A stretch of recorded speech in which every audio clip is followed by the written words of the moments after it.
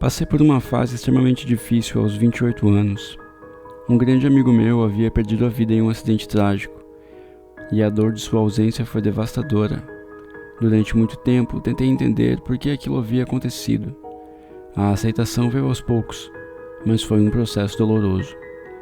Desde a adolescência, convivo com a ansiedade. Faço tratamento há anos, e naquela época, as doses da minha medicação estavam bastante altas. Mesmo assim, os choques emocionais me afetaram profundamente. Me isolei.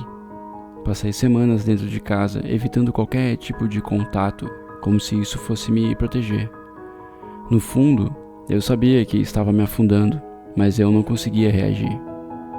Ainda assim, eu mantive contato com alguns amigos próximos, mesmo que só por mensagens. E foi graças a eles que eu resolvi tentar algo diferente.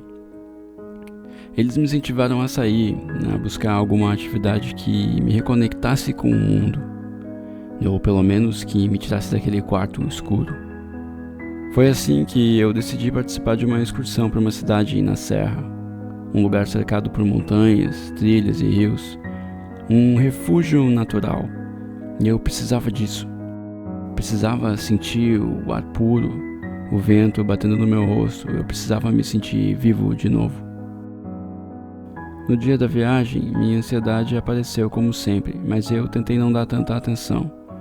Já fazia tanto tempo que eu evitava o convívio social que agora até conversar parecia desafiador. Ainda assim, eu encarei o ônibus e a jornada. 2 horas subindo a serra, depois mais uma até a fazenda onde ficaríamos hospedados.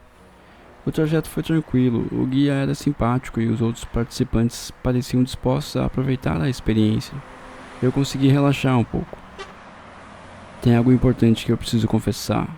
Como parte do tratamento, eu estava iniciando uma redução gradual da medicação que eu usava. Mas em um momento de desespero e ingenuidade, eu parei de tomar os comprimidos por conta própria. Foi uma decisão impulsiva e, como logo eu descobri, extremamente perigosa. Sei o quanto isso foi irresponsável, mas a mente em crise não raciocina com clareza. Quando se está no fundo do poço, qualquer ideia parece uma possível salvação. A paisagem da serra era deslumbrante e o clima fresco ajudava a acalmar meus pensamentos. Mas algo dentro de mim não se aquietava. Uma sensação estranha, como um aviso silencioso, o tipo de desconforto que você sente quando pressente que algo está errado, mesmo sem saber o que. Cheguei a pensar que o ônibus poderia se acidentar, mas não aconteceu nada. Seguimos em segurança até o nosso destino. A fazenda era linda. Um campo vasto, cercado por montanhas, se estendia diante da casa principal. Numa construção rústica com varanda, cozinha comunitária e salas de convivência. As cabanas dos hóspedes ficavam próximas, alinhadas lado a lado. Em frente havia bancos de madeira e uma área para fogueira. Após almoçarmos, seguimos um roteiro leve, cavalgadas, alimentação dos animais da fazenda e caminhadas curtas. No meio da tarde, fizemos uma trilha até um mirante. O caminho era longo e inclinado, margeando encostas e passando por mata densa. Andávamos em duplas, e o guia vinha atrás garantindo que ninguém se perdesse. Ele sinalizava os pontos de virada, mas a trilha era bem definida, impossível se confundir, ou era o que parecia. Quase no fim da subida, acabei ficando mais à frente. Eu estava suando muito, sentindo o cansaço pesar, e a falta dos remédios começava a cobrar seu preço. Meus batimentos se aceleraram, a respiração encurtava, mas insisti em seguir. Acreditei que fosse apenas esforço físico. Foi então que eu vi um homem no topo do mirante. Ele estava parado, olhando na nossa direção. Vestia algo parecido com um colete de caça, laranja. Tinha uma postura estranhamente imóvel. Ele me encarou por um instante, ou eu achei que ele me encarou. E ele sorriu. Um sorriso estranho. Falei com a garota que caminhava ao meu lado, e ela disse ter visto algo, mas não tinha certeza o que era. Quando olhei de novo, ele havia desaparecido. Chegamos ao topo. A vista era surreal. Um vale se estendia sob a luz quente do entardecer. Era o tipo de cenário que você só vê em filmes. Mas não havia sinal do homem. Não havia lugar onde ele pudesse ter se escondido. E se ele tivesse descido, teria passado por nós. O guia confirmou. Éramos o único grupo naquela área. Ninguém mais havia subido naquele dia. Comentei sobre o que tinha visto. Ele negou com um sorriso tranquilo, como quem não leva muito a sério. Mas eu sei o que eu vi. Ou pelo menos, acho que sei. Naquela noite, depois de jantar e de algumas horas de conversa ao redor da fogueira, o grupo parecia mais leve. Risadas ecoavam. E por um instante, o peso que eu carregava parecia ter diminuído. O som da lenha estalando no fogo, o brilho laranja refletido nos rostos, havia algo reconfortante naquele momento simples. Mais tarde, já deitado na cabana, fui vencido pelo cansaço. O quarto ficava num pequeno mezanino, onde era possível ver parte da sala lá embaixo. Era uma construção de madeira simples, mas bem acolhedora. Peguei no sono com facilidade, embalado por um silêncio profundo que só existe longe da cidade. Mas não durou muito. Acordei no meio da noite com um som estranho. Algo estava se mexendo lá embaixo. Me levantei devagar, e ao olhar por entre os vãos da grade do mezanino, senti o corpo inteiro gelar. Tinha alguém revirando as minhas coisas. Em meio à penumbra, pude reconhecer aquele colete laranja. Era ele, o caçador. Estava de costas, iluminado apenas pela luz fraca que vinha da lua através da janela. Mexia nas minhas mochilas como se procurasse algo específico. Meu coração disparou. Por um momento eu congelei, mas criei coragem e perguntei com a voz trêmula: "Ei, o que você está fazendo aí?" Ele se virou. O rosto era o mesmo que eu lembrava, mas havia algo errado. Os olhos eram inexpressivos, vazios. Não havia emoção ali, não havia reação. Apenas um olhar frio. Não sei porquê, mas tive certeza. Aquilo ali não parecia real. Sem dizer uma palavra, ele pegou uma das minhas malas e saiu da cabana. Demorei alguns segundos para reagir, mas quando me dei conta, entrei em pânico. Naquela mala estavam os meus medicamentos. Minha mente já estava frágil e sem eles tudo poderia piorar rapidamente. Pior ainda, eu não podia deixar que os outros descobrissem. Não queria ser visto como um peso, um problema. Saí correndo descalço, ainda meio zonzo. Do lado de fora, o frio da madrugada cortava a pele, e o silêncio da natureza era interrompido apenas pelo som das folhas sob meus pés. Um dos outros trilheiros me chamou quando me viu sair, mas não respondi. Minha atenção estava toda na pequena luz da lanterna que se afastava adentrando a mata. Eu o segui. A floresta noturna era outro mundo. A cada passo a ansiedade apertava o peito como um nó. Barulhos vinham de todos os lados, galhos estalando, animais se movendo, um farfalhar constante. Eu ouvia sussurros, vozes que diziam meu nome, vozes que eu reconhecia e temia.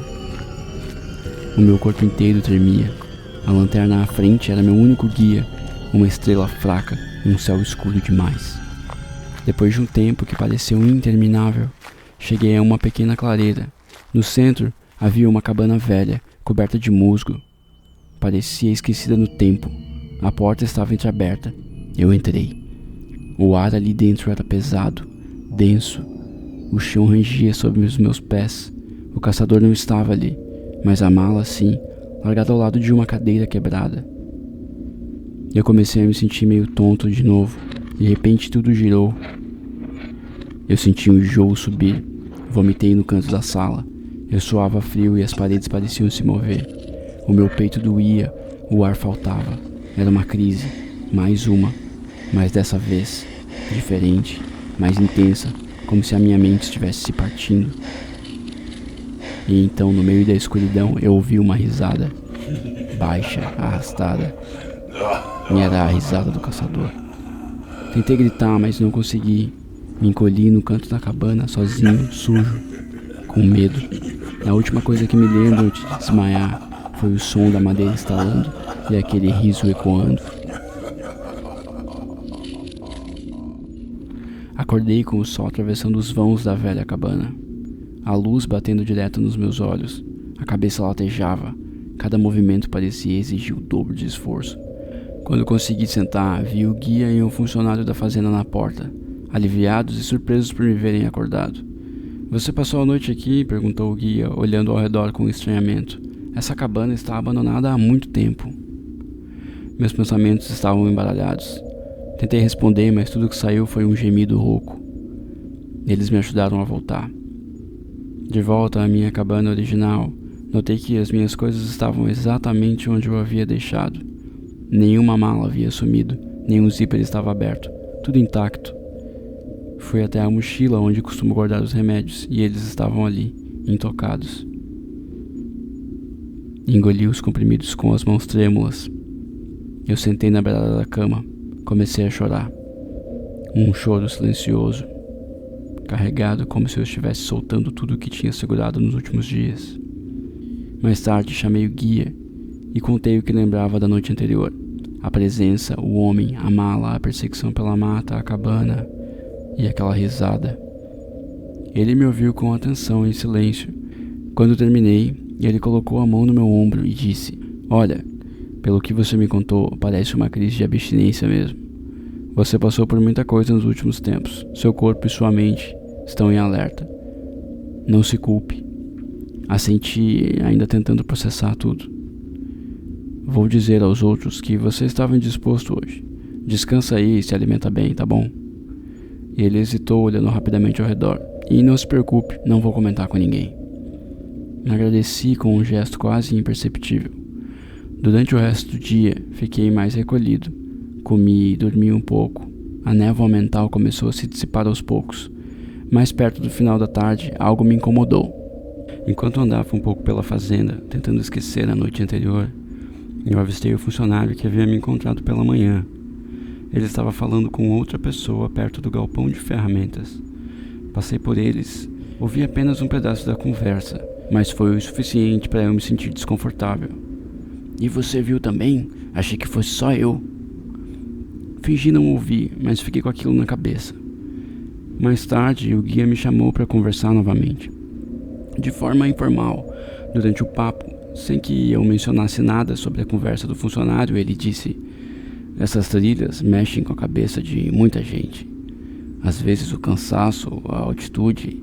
Tem gente que diz que ouve coisa, que vê coisas. Já ouvi histórias parecidas com a sua." Eu olhei para ele, esperando alguma explicação, mas ele apenas deu um sorriso enigmático e mudou de assunto.